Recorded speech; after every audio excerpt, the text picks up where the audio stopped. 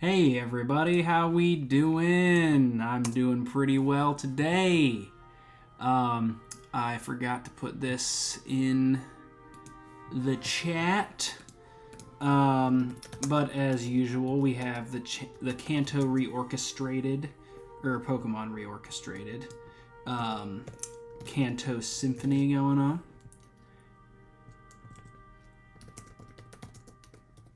Perfect background music for the old Pokemon ranking.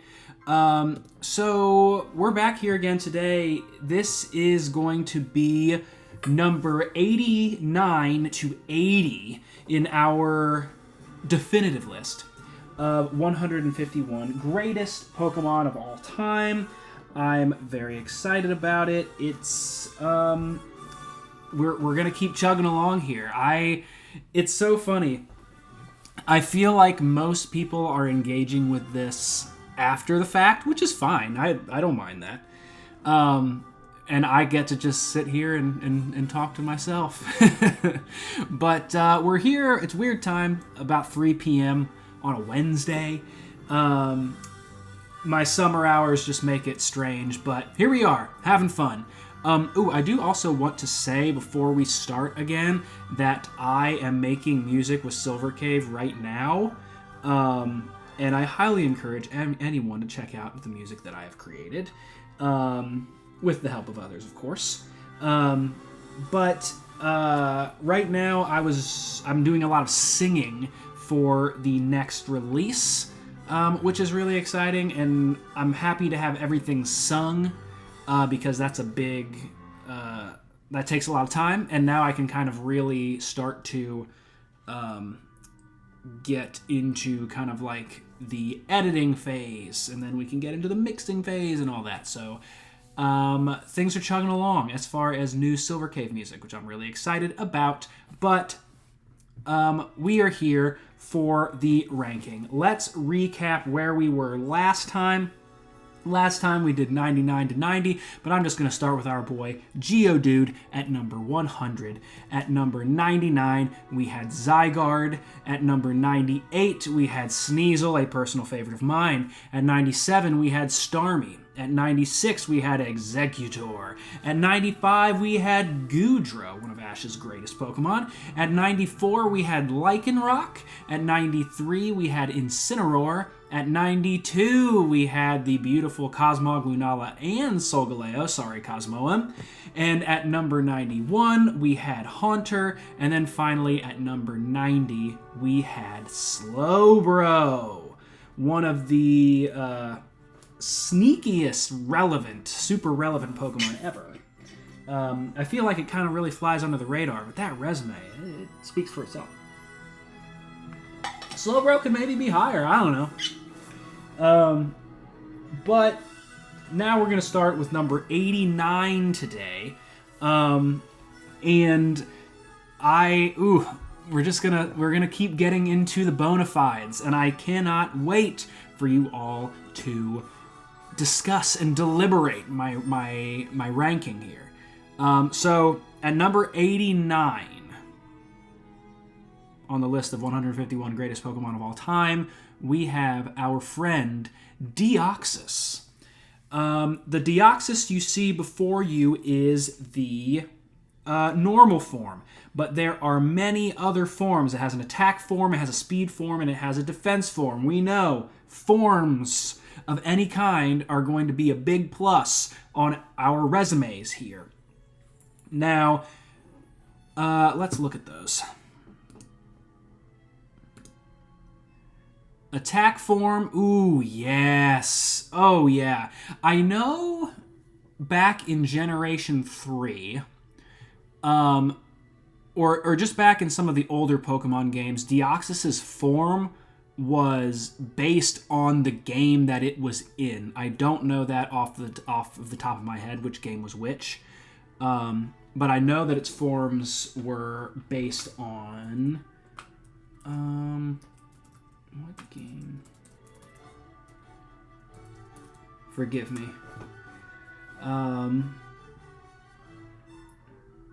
Okay, so I have it here. So apparently, in Ruby and Sapphire, Deoxys would appear as its normal form, what we have right there. In Fire Red, it was in its attack form that we have right here. In Leaf Green, Deoxys would be in its defense form, what we have right here. And then in Pokemon Emerald, of course, in Pokemon Emerald, Deoxys would be in its speed form. Look at that bad boy. So this is super, super interesting. So again, Deoxys would be in its normal form in Ruby and Sapphire. In Fire Red, it would be in its attack form. In Leaf Green, it would be in its defense form. And in Emerald, it would be in its speed form. So again, in Generation 3, when it was introduced, Deoxys' form was based on the game that it was in, which is super cool. And really interesting. And again, look at that speed form. Love that speed form. The defense form, like, I get it. It's probably my least favorite. I really like the attack form. I think the attack form really rips. I think it's super sick. And I mean, the normal form's good too. They're all good. All the forms of Deoxys are cool. We love all of them. But Deoxys, also iconic encounter in the Generation 3 games. And then in Omega Ruby and Alpha Sapphire, I think it has an even better, even more iconic encounter. So in the original Gen 3 games, you could get a like a mystery gift item that let you go to Birth Island. And on Birth Island, there would be this weird, like, black square that would, like, move around, and then Deoxys would emerge from that black square. They kind of repurposed that in the remakes, Omega Ruby and Alpha Sapphire, but instead of doing it on that island, you ride Mega Rayquaza into outer space, and you encounter Deoxys there as a guaranteed catch in your copy of Omega Ruby and Alpha Sapphire in the Delta episode, which is sick. Oh, it's so cool. Oh, lovely. But, obviously, Destiny Deoxys has its own movie. Has that iconic, intimidating design. Very spooky, very, very alien, very like, ooh, I'm gonna get you. And of course, Deoxys, the name is kind of derived from like deoxyribonucleic acid, which is like DNA, which is why you have like the helix stuff going on in its arms. It's a really spooky, very serious Pokemon. But it's still very much a Pokemon. It does not feel out of place at all. I really, really like Deoxys. And we talked about that lore coming from outer space, the DNA connection there. And then finally, we have some great cards from our good friend Deoxys. Let's have a look at them. Crown Zenith. If any of you collect the Pokemon TCG, I highly recommend Crown Zenith. It's one of my favorite modern sets ever. And like this Deoxys V-Star is gorgeous, just zipping through space in its attack form right there. This is really, really awesome. But honestly, I think the V-Max is even more iconic with the UFO Orbeetle above it. Oh my gosh. I actually pulled this card out of a Crown Zenith Elite Trainer box. But I think I ended up trading it at a card show for something. I don't remember. But this card, super, super sick. Love the Saturn, like the rainbow, Lisa Frank Saturn in the background. This card rocks, man. Both of those cards are super cool. But Deoxys, it also has like an EX set named after itself in Generation 3. I've talked about this a little bit. A lot of those sets are really, really rare now because it was a low point for the Pokemon TCG.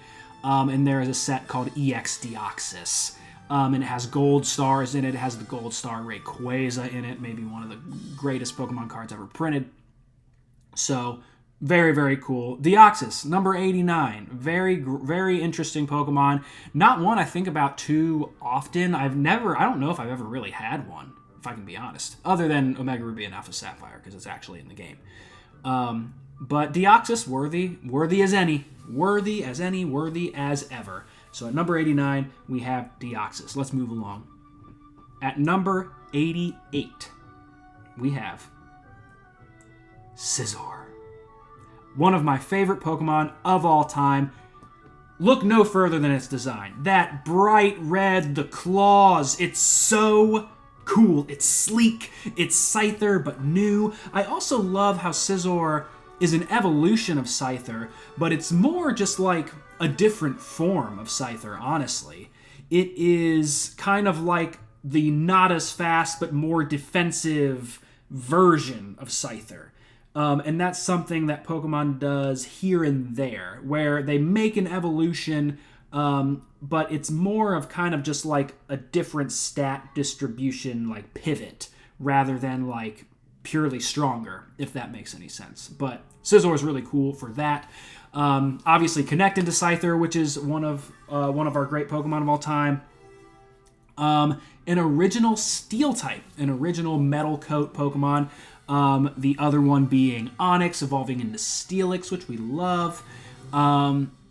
Scizor has a feature on Elite Four Aaron's Platinum team. I think Scizor could be higher on this list, but one thing that it doesn't quite have going for it is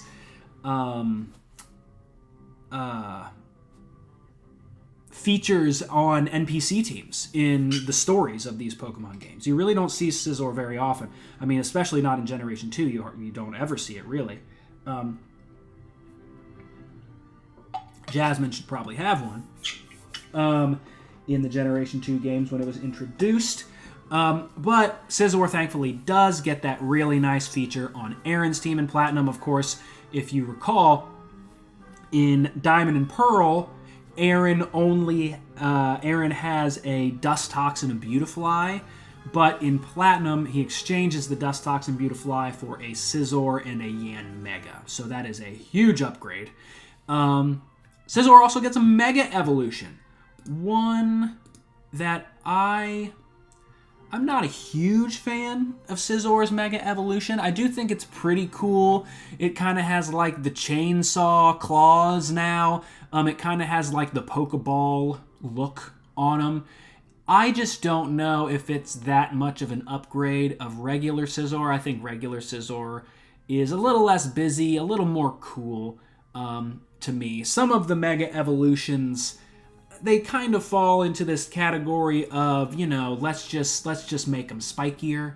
And I think Scizor kind of does that. But, I mean, it's still cool. It's still Scizor.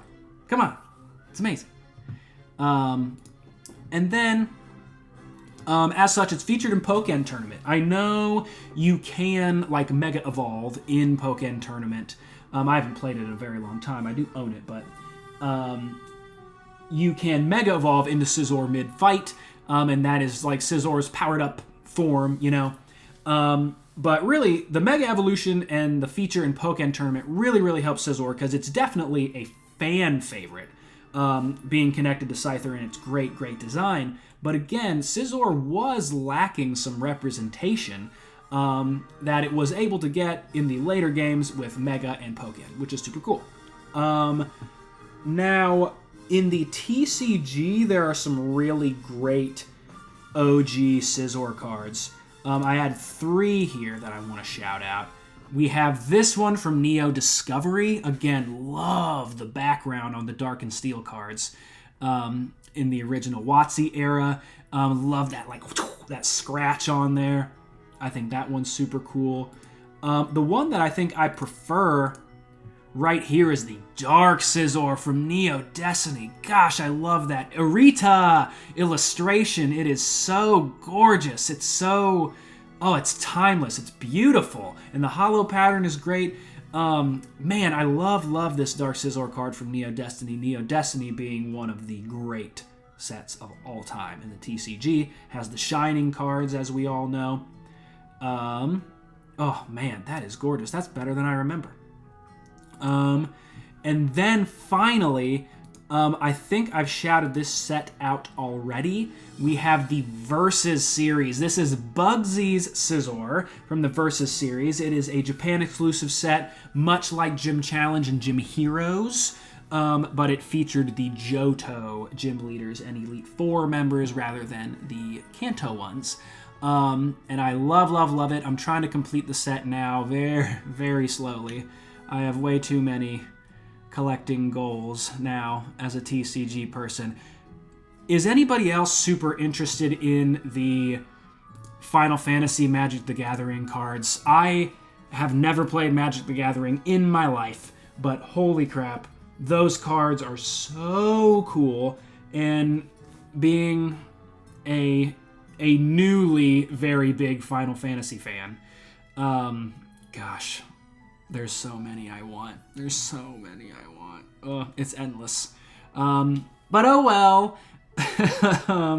So Scizor has sick cards in the TCG, and again, I want to shout out this bonus, the battle with Ash's Heracross. I talked about this in the Heracross entry of our list, where Ash has an epic battle with this very aloof trainer's Scizor, who likes to battle from his computer and what the AI and the analytics tell him. But Ash battles with his heart, with his gut.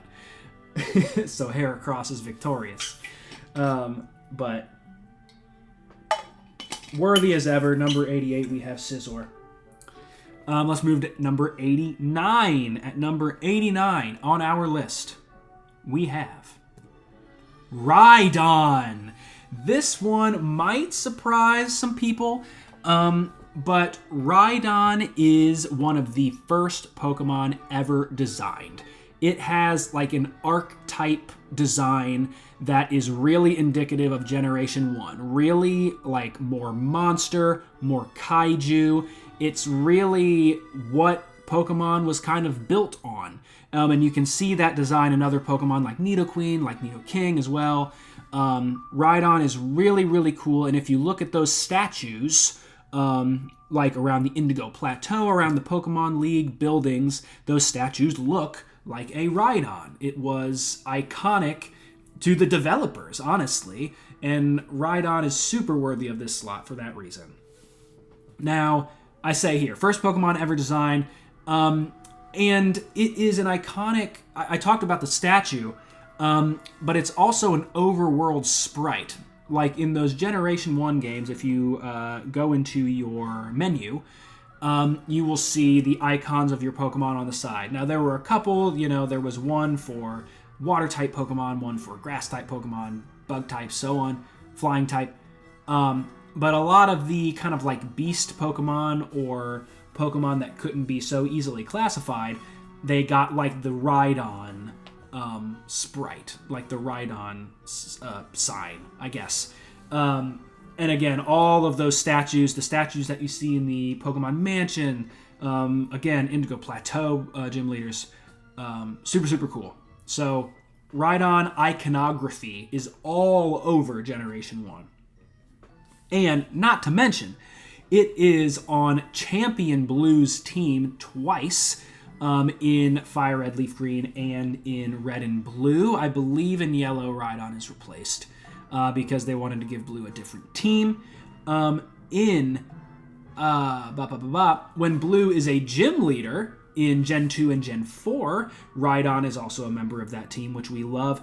And it is also Gym Leader Giovanni's ace. It is not Gym Leader Giovanni's ace in Fire Red and Leaf Green, but we don't like to talk about that because that is one of my least favorite things in any Pokemon game. And we'll get to that when we play Fire Red or Leaf Green. I'm excited to talk about that then. So it has great representation on high class NPC teams. Of course, we have this card in the original TCG from Jungle. Just a classic, that Horn attack, that Ram attack. Yeah, I think it was one of the only cards back in the day that had 100 HP, which is super cool. Very, very classic card here for Rhydon. Let's see, what else here? Oh, yes, Brock's Rhydon was a holo that it got in Wizards of the Coast. Oh, man, that foil is gorgeous on Brock's Rhydon. You love to see it. Gosh, I love that card. Love the blue and the green in the background. Also like that they gave it to Brock and not Giovanni. I don't know if Giovanni has a Rhydon card in this set. At least maybe not a holo. Anyway. So, this is one thing I wanted to talk about with Rhydon. I discussed this a little bit when we played Platinum, but man, I don't like Rhyperior. I know a lot of people were telling me that they do like Rhyperior. I think it's very busy looking. I think it's over-designed. I think it's really clunky and chunky. I don't like the tail. I don't like the stuff on the arms. I very, very, very much dislike Rhyperior, and I try to be very positive on this channel. But that is one point in Rhydon's favor, to me, because it gained this evolution in Generation 4, was given that vote of confidence by the creators, but Rhydon, to me, remained the superior Pokemon, which it kind of like withstood that blow, if you will. And I remember when I played Let's Go for the first time, and you couldn't get the evolutions that they added later, I was really excited to play with a Rhydon, because I didn't want to play with Rhyperior. So, yeah, there's that. And again, I will say, I know I've talked a little bit about other games. I'll say near the top of all of these ranking streams that I do talk spoilers for any Pokemon game. So if you have not played any of the Pokemon games, I'll talk anything here. Just be warned, there could be some spoilers for you, and I don't want to spoil you because I hate spoilers myself. And then finally, the bonus here. I talk about Blaine's Lightning Rod Rhydon in the anime. In the games, Generation 3, when they first implemented abilities, Rhydon could get the Lightning Rod ability, which was very good for double battles because the electric attacks would go toward Rhydon no matter what Pokemon was on the field with it in a double battle. And that was really great because Rhydon, being part ground type, would be immune to those electric type moves. Awesome. But in the anime, Ash's Pikachu kind of cheeses this because Rhydon's horn is metal. Pikachu can actually shock it via its horn, and that was like its weak spot for Pikachu. And that's how they decided to do that in the anime, which is the exact opposite of what they do in the game. But I wanted to shout that out because I thought it was funny. Also interesting that Blaine has a Rhydon in the original anime. Not a fire type, but whatever. Rhydon. I think an underrated Pokemon in the Pokemon Pantheon, and I was happy to include it here at number 87.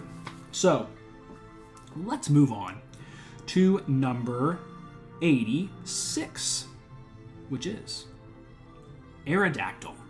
Another Gen 1 rock-type Pokemon. It is one of the original fossil Pokemon. You could argue the best fossil Pokemon in the original games. Also, Aerodactyl was revived from the fossil called Old Amber, which is notable because in the movie Jurassic Park, they were able to revive the dinosaurs from like a mosquito preserved in amber or whatever. So Aerodactyl being revived from the Old Amber was a nod to Jurassic Park, which is super cute. And I mean, obviously, iconic design. It's a pterodactyl that's made of rock, and it's super sick. I mean, Aerodactyl, like, this is one of those, like, simply elegant designs. Elegantly simple, we should say. Love the design for Aerodactyl, but talk about that elegantly simple design. Here is its Mega Evolution, and again, this one kind of suffers from spiky syndrome that we saw with Scizor, but it is still cool. It's still Aerodactyl. It's obviously extremely good, and Game Freak decided to give it a Mega Evolution, so that is points for its resume for our purposes. Now, it also gets the Fossil Hollow. Oh, yeah. Yeah. That is good right there. I love that Aerodactyl. There was a pre-release Aerodactyl, so in like the bottom right of the hollow picture there would say pre-release. Love this Aerodactyl card. Really takes me back. It's like coming right at you. A truly iconic TCG card. Oh my gosh. We have its iconic anime episode where Ash and the gang discover a bunch of fossil Pokemon that were hibernating deep underground. And they have to stop this Aerodactyl from running rampant. And this was very, very famous for Ash's Charmeleon finally obeying him. And then when it evolves into Charizard, it doesn't obey him anymore. So Ash's Charizard is able to stop the Aerodactyl, but it, of course, does not listen to Ash. Whatever, Charizard being a little turd as usual. But this was also the episode, if I'm not mistaken, that we were introduced to Togepi for the first time. We were introduced to the Togepi egg. So that's a very, very consequential anime episode. And again, I'm no anime expert by any means, but I am pretty familiar with the original run. So that's very, very interesting. I will say, down here, it's a gift in Sun and Moon.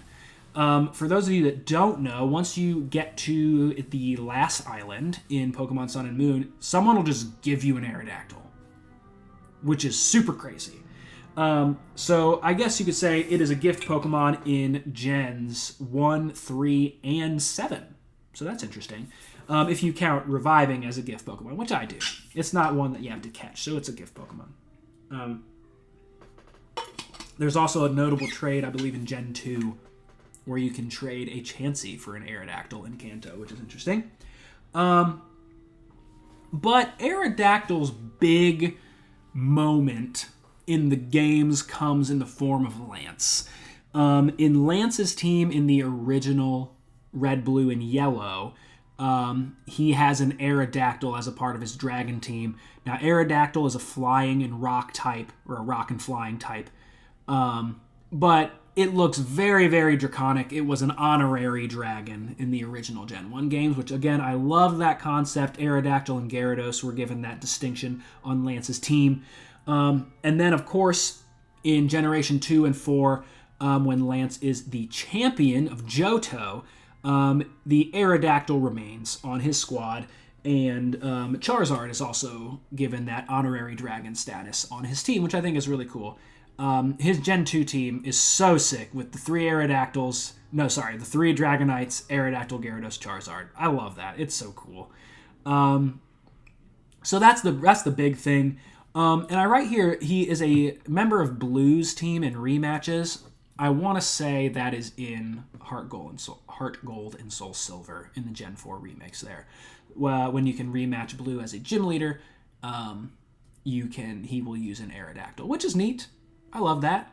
And I think there's a lot of kind of like gym leader super boss teams in some of like the Gen 5 games and whatnot where they'll use Aerodactyl. Maybe Brock will use one. Maybe Blue will use one there. But again, Aerodactyl's big moment in the games comes in the form of Lance's squads. So, love Aerodactyl. Classic Pokemon. Worthy here at 86. Moving on to number 85. We have Totodile. Oh, I was excited for this. So, Totodile is a featured Pokemon of Ash Ketchum, featured in Pokemon 3, the movie. I love Totodile's little battle in Pokemon 3, the one with Entei and the Unknown, where Ash has a battle on a playground with this girl that has like a giraffe ring and a Grand Bull, and Totodile is just like dancing around like the Grand Bull's chasing him all angry, and Totodile's just like, ha ha ha, you can't get me, and then he defeats it so easily. Oh, Totodile is so cool. In the anime, so much fun personality. You can tell in this picture. Totodile is such a gem.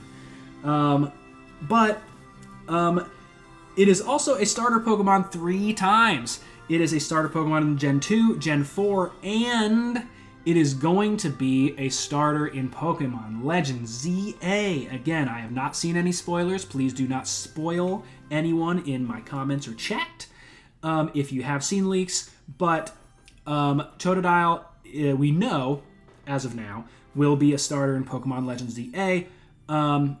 And it might get some sort of new evolution. It might get some sort of new Mega Evolution for Feraligatr. We don't know exactly. But I put that with some question marks because that'll be big points for it as well. Talked about the iconic personality a little bit. Very fun-loving, loves to dance around.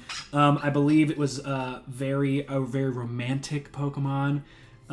With some other water types in the Johto anime, which is cute. Love its design. I think most Pokemon fans would agree with me that Totodile has a stronger design overall than its evolutions, Croconaw and Feraligatr. I think Totodile's design is the class of that evolution line. And it's the original little Croc, baby. Oh, love it. And I mean, being a starter, it's always going to be a series mascot, but being one of the OG starters, it's definitely more of a series mascot than others, than say, Sobble, for example. Really, I consider those first 4 generations to be like the classic gens. And being a starter in any of those classic gens is going to be huge for you. It is a de facto starter in Pokemon Coliseum. There is an area in Pokemon Coliseum where you have the choice of battling 3 grunts from the evil team, and you are able to catch one of 3 Pokemon, either Bayleaf, Quilava, or Croconaw. I know that we're talking about Totodile here, but I wanted to include that as it being kind of like kind of a starter in Pokemon Coliseum, so you can kind of choose which one you pick. I wanted to include that. It's got some cool TCG cards. It has a couple in the Neo Genesis set, which is one of my favorite sets ever. We have this one here, the 80. And we also have this one right here, probably my preferred Totodile art from Neo Genesis number 81. So we love to see that. Original WotC. And we also have Expedition. Like, look at this bad boy. It's going to be a little blurry. But, again, those e-reader cards have such a cool art style. Totodile just kind of like cradled on the wave. Looks gorgeous. And is this another one, or is that the same one? Yes! Here we have poor Oddish being chased by Totodile. And again, just a lot of personality, a lot of situations you might not think of for Pokemon in those e-reader arts. So any starter has a shot of being on the list. I wanted to include Totodile, especially being such a cool Ash Pokemon, and for that fight in the 3rd movie. But a tick above Totodile at number 84 is going to be Cyndaquil. I thought Cyndaquil and Totodile were very close. They were both Ash Pokemon. They were both featured in Pokemon 3, the movie. They have both been a starter in a Legends game. But I think Totodile just has a little more to its resume, or Cyndaquil, rather, has a little more to its resume than Totodile. So, again, starter Pokemon times 3. It has that de facto starter in Coliseum as well. I will say, one thing in Cyndaquil's favor is that it does actually have a regional evolution that exists already. Totodile might get one, might get a Mega, whatever, but Cyndaquil's regional evolution already exists. And, I mean,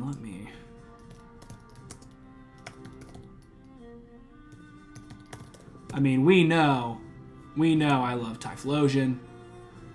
Oh, love Hisuian Typhlosion. Goodness gracious, such a cool Pokemon. Look at that. Oh, yeah. Anyway. So that actually exists. That iconic, adorable design. That little closed eye. Oh, it's so cute. And then the fire on its back. It looks so good.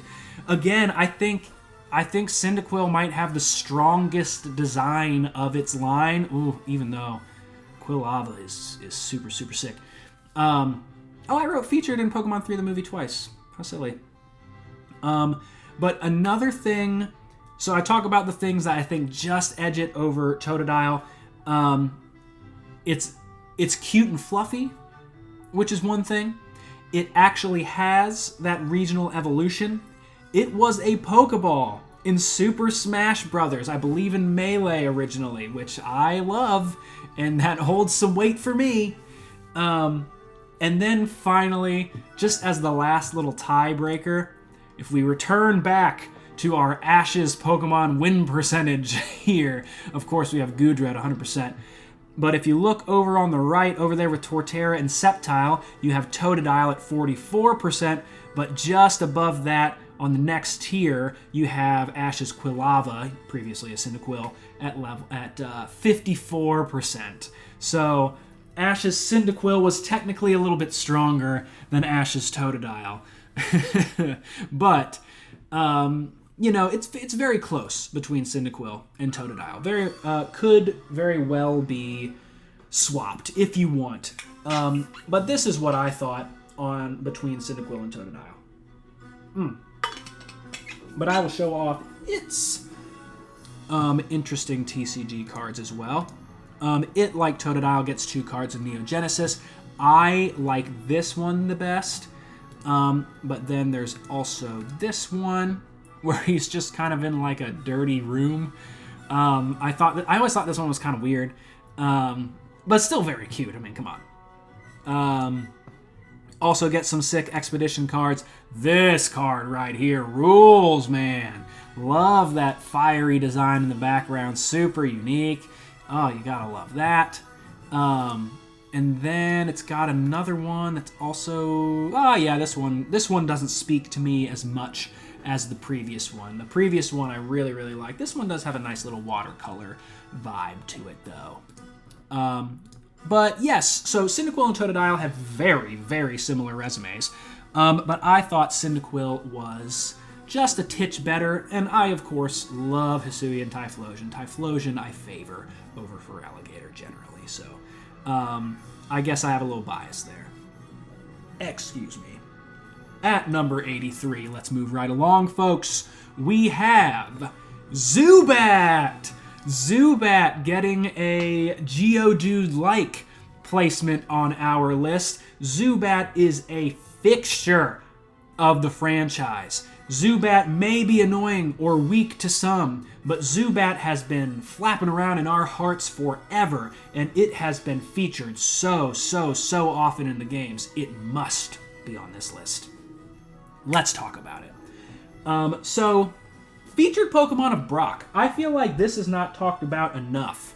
People remember Brock's Geodude and his Onix in the anime, but Brock also had a Zubat that he caught at Mount Moon, which I thought was really, really interesting. And it eventually evolves into Golbat, eventually evolves into Crobat, which is super cool.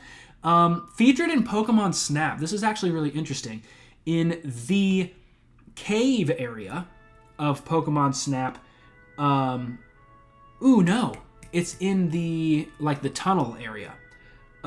There is a door that opens, and right when that door opens, there's always a Zubat that flies right at the camera, and you have to try to get the good picture as it's flapping towards you. Always remember that. Love that part from the original Pokemon Snap. Also featured in Pokemon 3 the movie. Those original 3 Pokemon movies are so great. I love them. And I remember in Brock's battle against Molly and her dream Pokemon, he chooses Zubat, and I always thought that was interesting because Brock doesn't use Zubat very often. And it was cool seeing a trainer use one in the anime, because in the games they're just viewed as kind of fodder, kind of Team Rocket bad people Pokemon, you know? So I thought that was interesting when Brock used it in Pokemon 3 the movie. Again, iconic dungeon Pokemon. People remember Zubat as being really, really annoying in Mount Moon and in Dark Cave in the original games. And, it is really annoying, but it's pervasive. It's always there. And look at this little guy. He's so He's scary and cute. And he really plays on the idea that bats use echolocation. Why? Zubat has no eyes, man. It's just got a mouth and ears. It's great. This is a great design. Even its weird little spindly legs I love. Oh, gosh. And it's in other dungeons in Pokemon in Generation 4 and Generation 2 and all over the place. Love its... oh, no! I didn't mean to do that. You didn't see that. Love its... Oh, wow. Zoomed in here. Its art in Fossil. Oh, I love those little Zubats in the background. I love this weird, nebulous background that it has. I am just now realizing that it's supposed to be a cave, even though it's bright orange. You kind of see the stalagmites and stalactites of a cave, which is cool. Let's see. Oh, yeah. So, Zubat is featured in Gym Heroes and in Gym Challenge. There is a Koga Zubat as well. I featured the Brox Zubat using the Supersonic here because I thought it was cool. Oh, what's up, Zesty? I'm doing very well, thank you. Thanks for being here. I'm just talking all things Zubat right now. Zubat, how Zubat is underrated and needs to be appreciated more. But there is a Koga Zubat as well here. Let me find Koga Zubat for you. It's pretty similar to Brock's Zubat, yeah. So you have this one here. I decided to feature Brock's because this one's a common card. But this is a rare, number 24 out of 132. You can't really see that on your screen, but now you can. Brock's Zubat is a rare, which I thought was interesting and kind of weird growing up, thinking that a Zubat would be a rare card. Whatever. So now, one of the points for Zubat is that it was an evil team constant in Generations 1 through 4. You saw it so much in Team Rocket. You see it so much in Team Aqua, Team Magma, so much in Team Galactic, and even specifically Mars in her iconic battle, I think, at the Valley Windworks, will open with a Zubat that knows Toxic, by the way. And that might be one of the only boss battles that features Zubat to my knowledge right now as I'm thinking about it. But evil team constant is Zubat. So it's always with you in your playthroughs. And also, it was a member of Silver's team in the Generation 2 games, Generation 4 as well. Silver was kind of like an evil rival. So he had his dark and poison types. He had a Haunter, he had a Zubat, he had a Sneasel, for example. So Zubat was super prevalent there. Really, Zubat's ability to be completely inescapable in the first 4 generations really sets it apart. It is a lot like Geodude, where it plays the long game. Oh, yeah, yes. Oh, well, and I'm pretty sure in the later fights with your rival in the Generation 2 games, once you kind of get to the end of the game, he will evolve his Zubat into Crobat. Let's see. Victory Road. Oh, no, he won't, actually. Yes, he will. Okay. So, kind of on your point, Zesty, your rival Silver in Gen 2 needs to learn to love and trust his Pokemon. So when you rematch him at the Indigo Plateau, his Zubat has finally evolved into Crobat because he's finally learned to love his Pokemon. Crobat, of course, evolving via friendship in those games. So obviously, he's not going to have a Crobat before he learns to love his Pokemon, which is so cute. We love character development like that, man. We love it. But Zubat's great. I love Zubat. I've talked enough about it. Let's move on to number 82, which you've already seen, which is Butterfree. Who doesn't love Butterfree? It is maybe one of the Pokemon of Ash Ketchum that your casual fans will remember. Why? For its absolutely iconic episode in the anime, Bye Bye Butterfree, where Ash lets his Butterfree go free and it flies into the sunset with its new mate.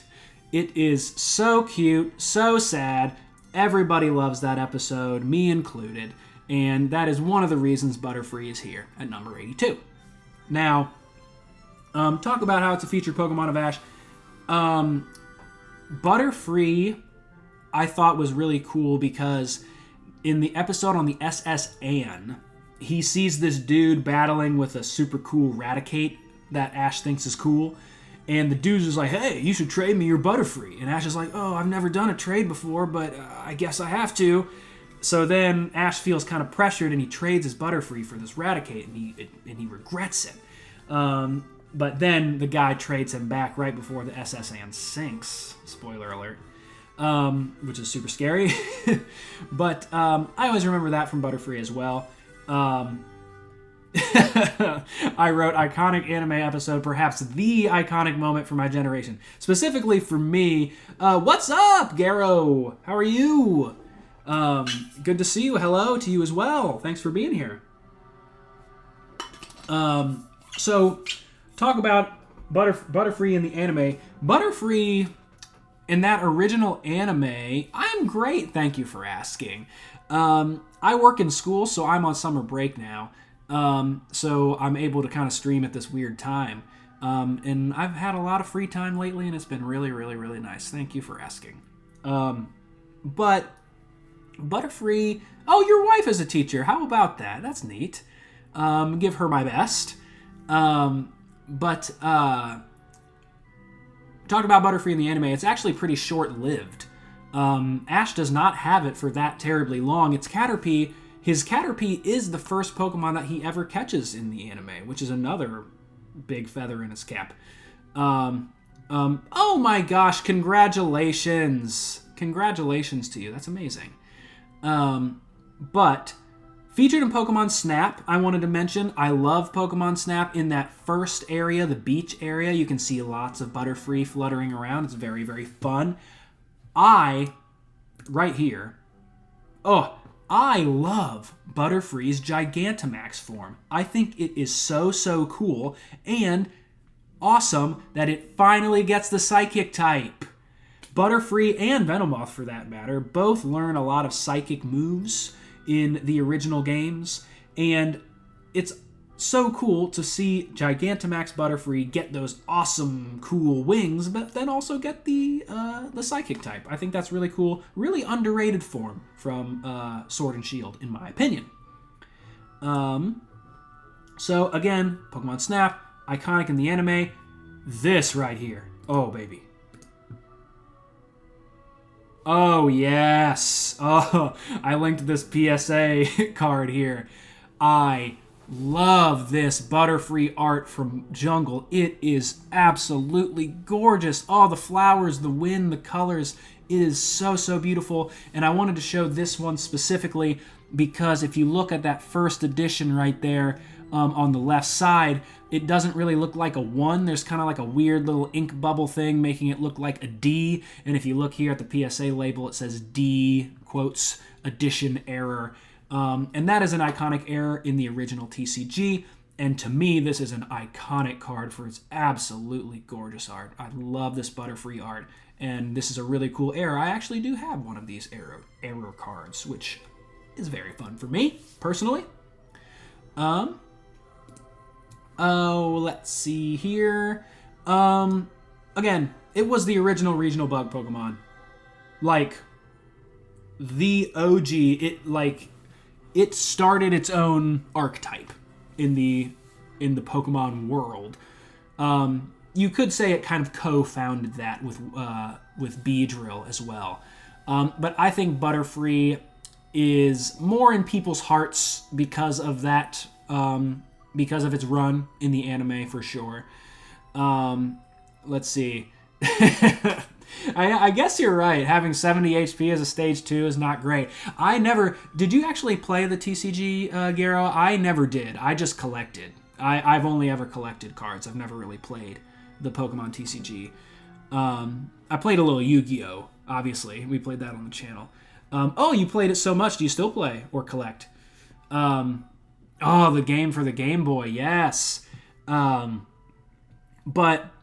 Butterfree, original regional bug Pokemon. If you look at Butterfree's design here, let me just compare it to Venonat.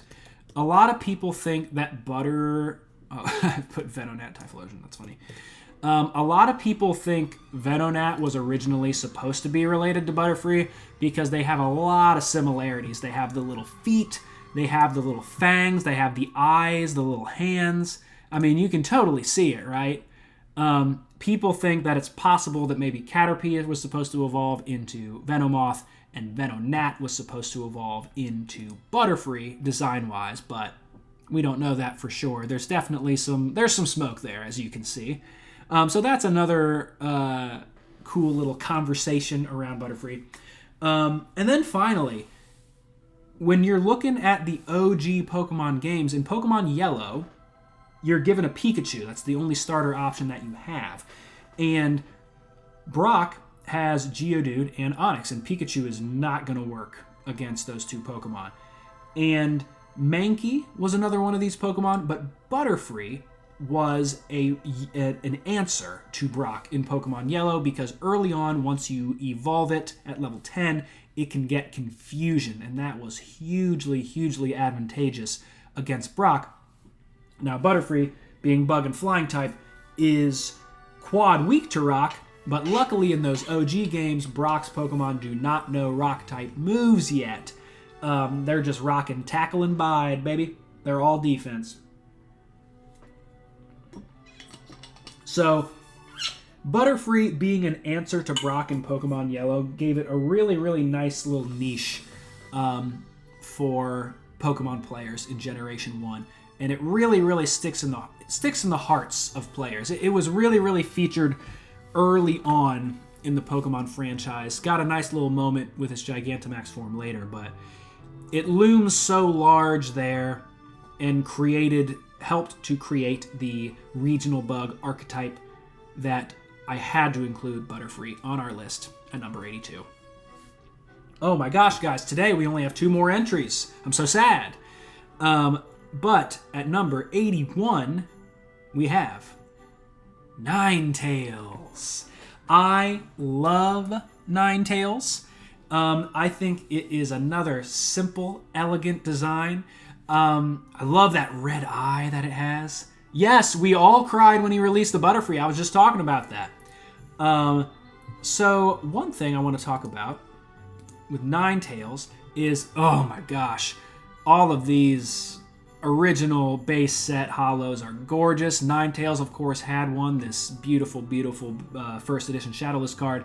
Now, Ninetales actually also had a really crazy error where next to Fire Blast there it says 80. That 80 would not be there. And that was a very notable error for Ninetales. I believe if you can find one of those, it can be very rare, it can be very expensive, but not only does this Ninetales have a great holo in the original base set, it also has an iconic error within that, so that's really cool for Ninetales. That was one of the first things I wanted to say.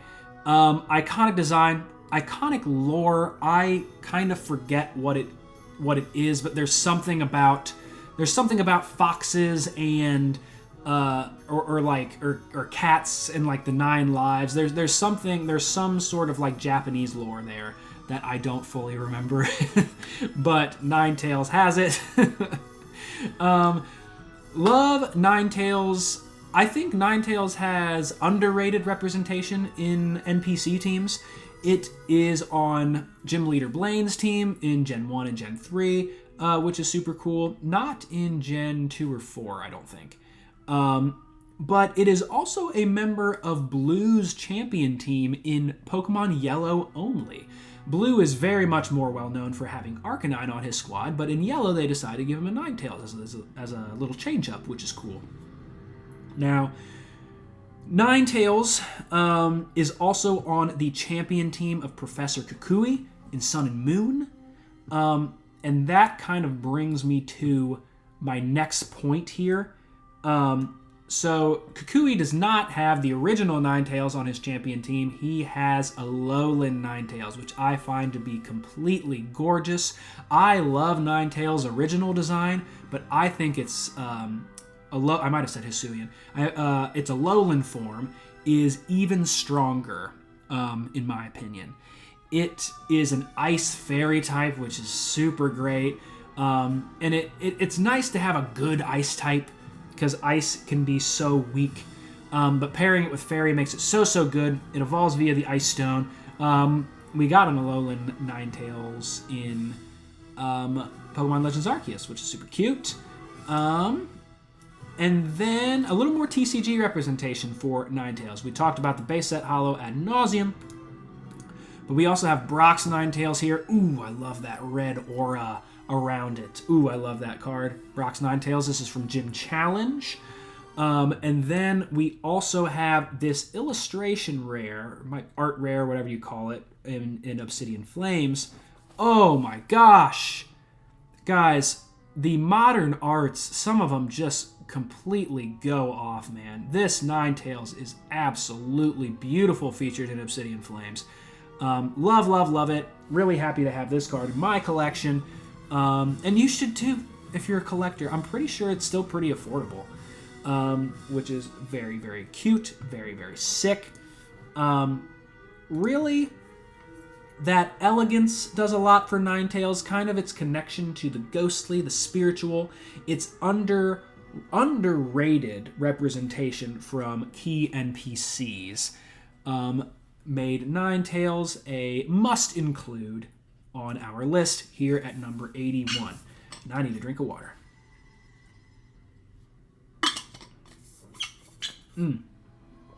All right. So, finally, for today, let's move into number 80. At number 80, we have Regirock, Regice, and Registeel. I did not include Regieleki and Regidrago here because I don't think they have the same clout as the original trio, for sure. This is another one of those entries where I decided to include 3. Now, we did the original quest to retrieve these Pokemon in Pokemon Emerald.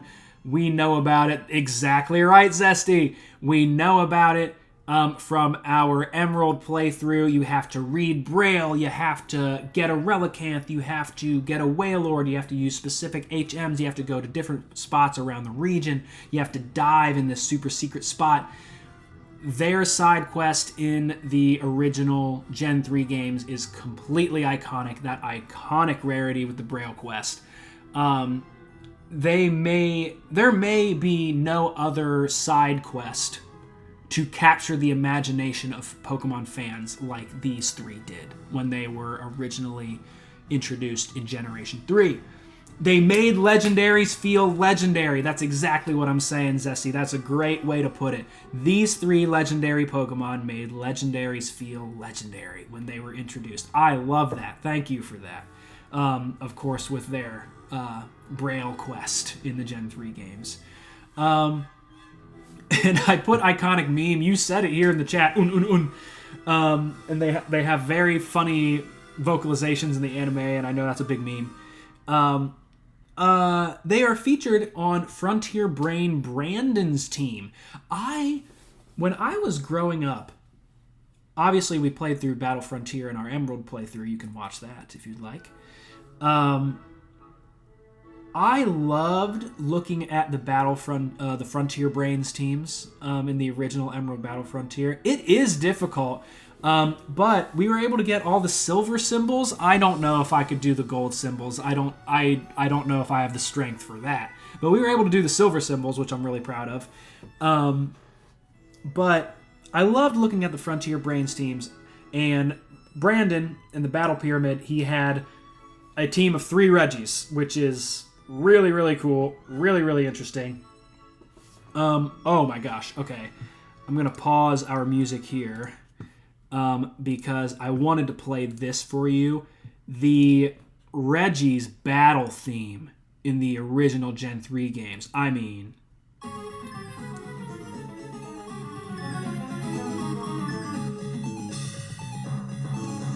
Yes.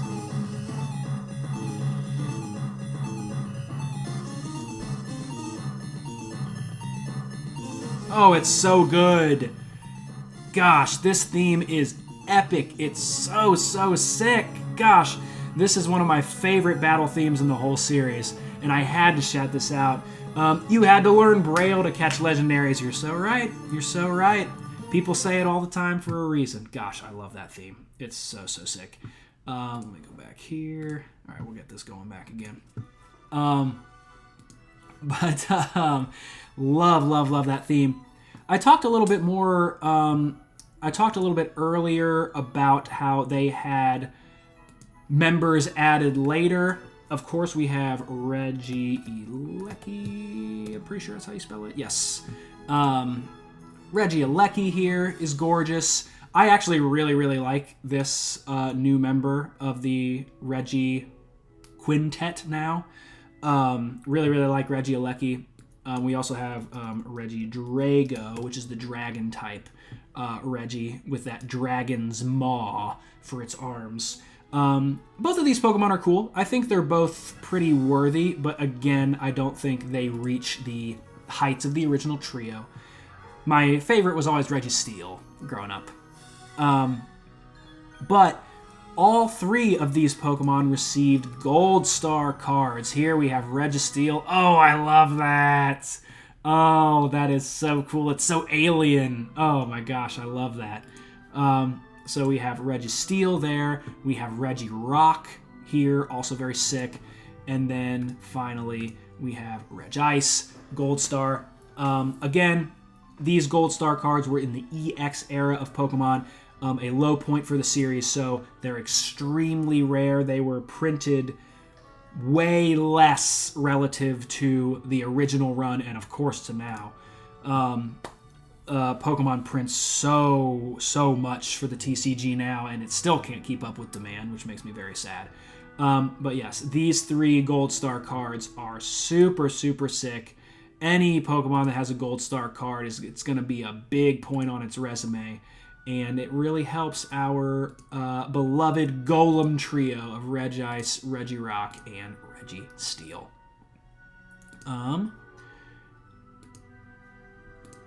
But with that, folks, that's gonna about do it for our ranking for today. Oh my gosh, got through some really nice entries. Got to talk about my beloved Zubat. Got to talk about the Reggies.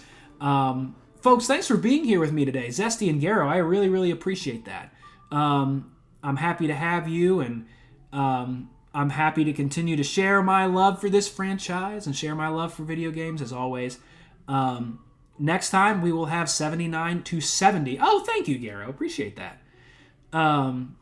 You're very kind.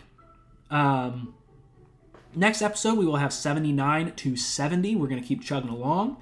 I teased this a little bit in my Discord, but this Saturday, that's going to be, what is that going to be? June 21st, I believe? Yes, June 21st, we are going to have the first episode of our next game. Oh, yes, absolutely, Garrow. You can join the Discord below the stream here if you'd like. We'd be happy to have you. What I was saying, on Saturday, we will be starting our new game. We finished Legends Arceus last week, which was a long time coming and bittersweet. But we will be starting our new game next week, and I'm really excited about that. That'll be super fun. And of course, we'll keep going with the ranking. I hope you all have a great rest of your week. I hope you check out Silver Cave Band. More Silver Cave is coming. Hopefully this year. Probably this year. And I just appreciate you. I hope you all have a great day, great rest of your week, and I will see you all next time. Peace, kids.